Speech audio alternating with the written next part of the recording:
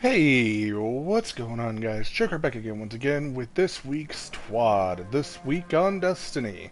Before the video starts, make sure to subscribe if you haven't already, like if you enjoy the updates, and hit the notification bell to stay notified of future videos, updates, streams, and guides. So right here, with this TWOD, we're going to quickly start off with something that is probably one of the more important sections of it. And that is right here. There is a new quest, as prophesized in the helm. This is basically the epilogue quest for the season of the Splicer. So, by all means, make sure to do that.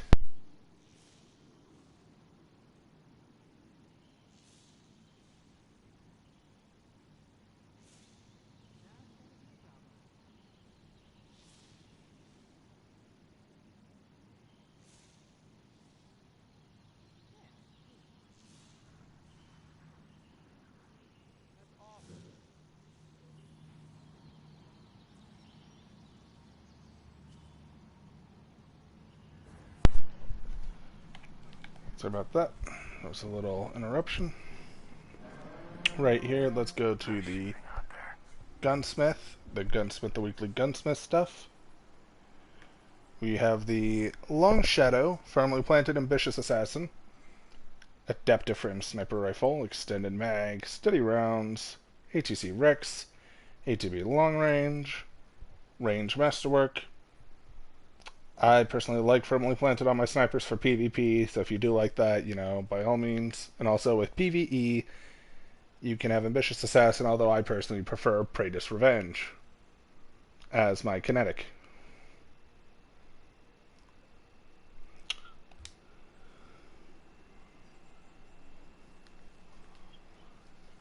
Lonesome sidearm, precision frame sidearm, kinetic sidearm, demolitionist for the grenades. I actually might get that later, like this roll.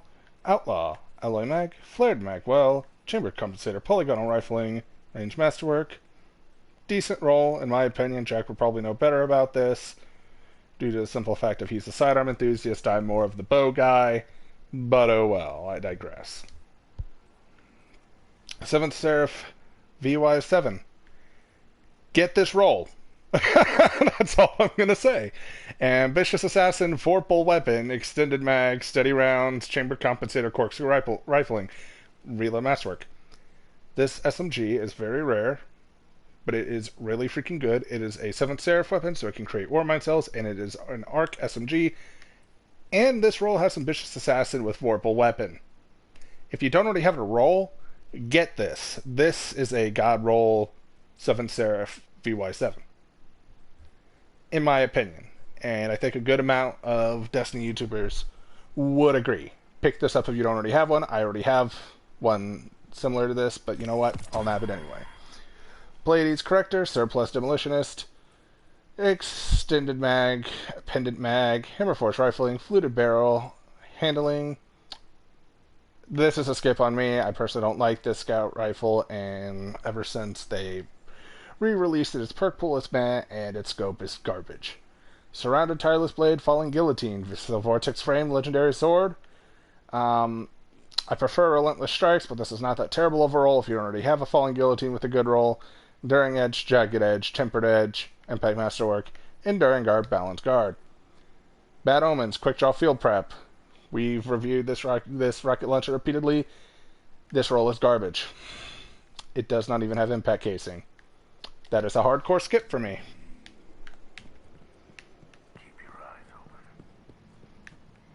You can, of course, do your Prophecy for your Pinnacles.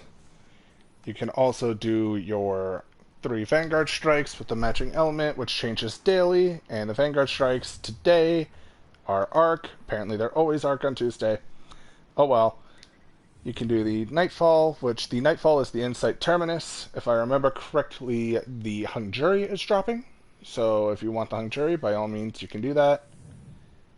And also, you know, you can do the Nightfall Grandmasters, which the Grandmasters are still all selectable. So if you want in pretty easy time, you know, just do the Inverted Spire. unless if you need a specific one if you're going for Conqueror or Gilded Conqueror. And you can get your hands on an Adept Hung Jury.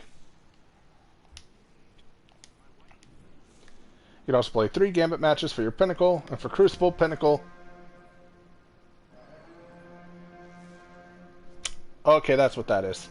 I'm assuming that noise has something to do with the fact of this week's mission. Yes, you can do your normal Control, Rumble, or Elimination, 3 of those to get yourself Pinnacle, or this week's... Oh god, it's Momentum Control.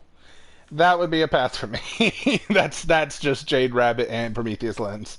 But, you know, if you want to do that and have everything basically one-shot people, by all means do that for your Pinnacle. You can, of course, get powerful gear by winning 7 rounds Glory Survival. But it's usually around 3 matches sometimes based on your team. Sometimes it can go quickly. On Europa, we have the Simulation Safeguard. And, of course, we have our last sectors, which those rotate daily. Today, Tuesday, August 10th, we have the Exotic Legs for Bunker E15, which is the Master Loss sector, the 1340.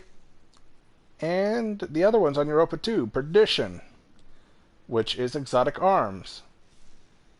Which I'm trying to remember which one. I think Perdition is the one that has the allies. Like, you know, you have the little frames with you. Yeah, it's getting annoying. I'm going to have to do that quest later today. That's, Yep. Of course, you can do your Varric stuff for powerful gear. You can do your Stranger stuff for powerful gear. You can do your Expunge missions, the corrupted versions, or fighting, you know, Delphi, fighting the Warrior Blade Transform. Open 3 corrupted conflicts chests. Bada boom, bada bang. Pinnacle gear. Speaking of conflicts chests, you can do any of the overrides. And by opening up 3 conflicts chests, you get Pinnacle gear. And by completing 3 overrides, you get powerful gear.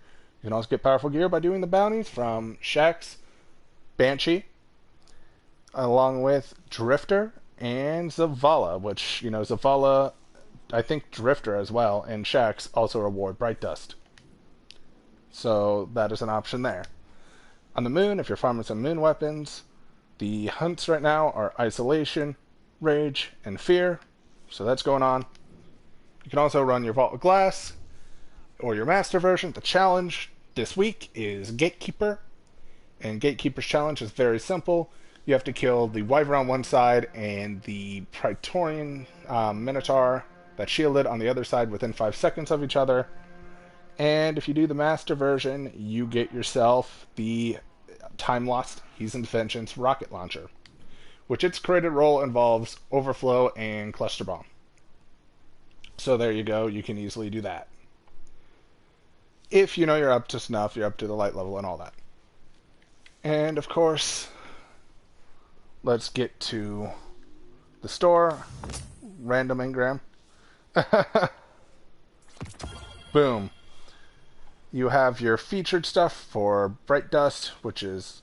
Oh no, this is not Bright Dust, this is Silver. But the Rim Shot. Thank the traveler for data compression. Now, if only we could get it Emote, the Firebreak Warden Ship. Remember, this stuff right here is Silver. The Ashen Icon for the Ruinous Effigy. Spring Showers, a nice little emote where you're getting rained on. The Synthweave and the Embarrassed emote. For Bright Dust, this is for Bright Dust, you get the Jacarena shader, which is a nice, you know, blue, black, white. The alarms are blaring. Yeah, something really must be up this season with, like, specifically this week with the epilogue. The Catch Flight entrance.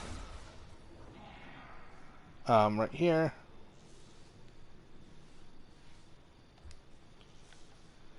The Cosmos Lightbeam ship. Also, Connor, if you need help with the Anarchy, by all means, you can look up on LFG for Templar farming, and you can easily get that done. I might help later in the future. I'm kind of just busy right now. But yep, we have the Scavenger Boon, Glimmer Shards, Concentrated Matter Gems, just as normal. For the Bright Dust shop, we have Atheon Projection for 1,500 Bright Dust. Bada boom, bada bang, you get a little Atheon. Jack, you might like this. This is the chromified, conscripted Traveler's Chosen ornament. What do you make of this ornament, Jack? By all means, you're here right now in the stream chat. I would love to hear your opinion on that. But you can get that for 1,200 Bright Dust. There's the No Signal ornament, 700 Bright Dust, right here. Sadly, I'm getting no signal on my phone. Oh well. It is the Couturier, I hope I pronounced that correctly, helmet this week for 1,200 Bright Dust. I'm going to have to get up the Bright Dust to run that, because specifically for the Hunter, you do not have a hood when you're on that, and I kind of want that for that purpose, because that kind of actually looks pretty sick. I'm not going to lie with the specific set that I have. Ornaments, ma? Okay. VG-17 Flying Fortress ship is for 2,000 Bright Dust. So, there's that. Oh, also, I'm pretty sure we get a new ship from doing the epilogue as well. And I heard there's a pretty cool cutscene, so I'm definitely going to be doing that later. The Aoki / Foss shell is a ghost shell for 2,850 Bright Dust. That is... I don't know what to make of that ghost shell. That is... kind of looks like a biplane. I don't know how else to describe it. I could just picture this thing like zooming around. And the Threatening Stance for 3,250 Bright Dust.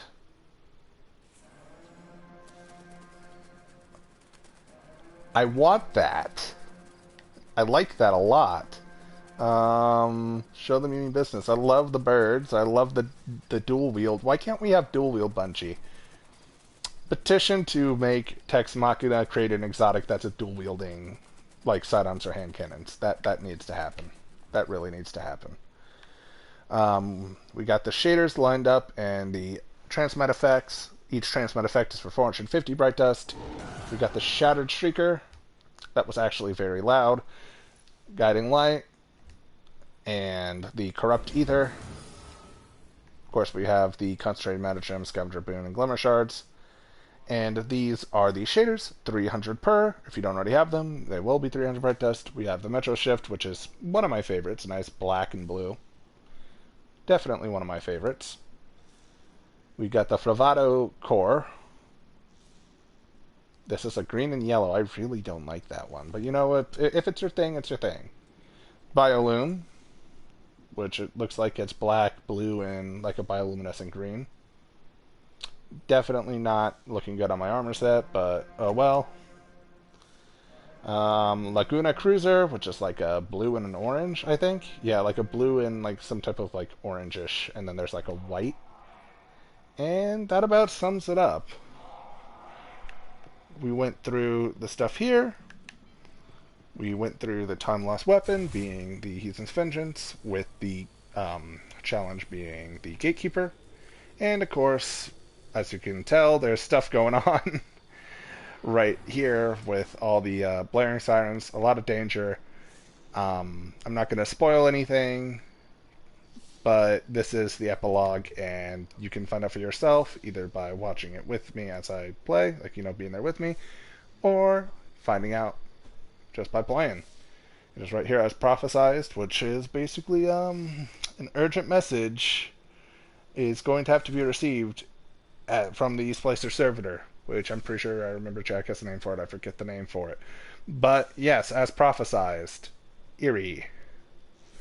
So with that, I hope you enjoyed. I'll catch you on the next one. I should hopefully either today or tomorrow be streaming the quest line and seeing where it takes me. So stay tuned for that. Oh yeah, also I got an Adept Fatebringer from earlier, so... Oh wait, Jack might actually have just put the name of the servitor. Bob, yes. Yes, so basically you're going to need to talk to Bob the Splicer servitor and receive an urgent message from Mithrax to start the epilogue. So in the words of Alistair, stay tuned for that, and catch you all in the next one.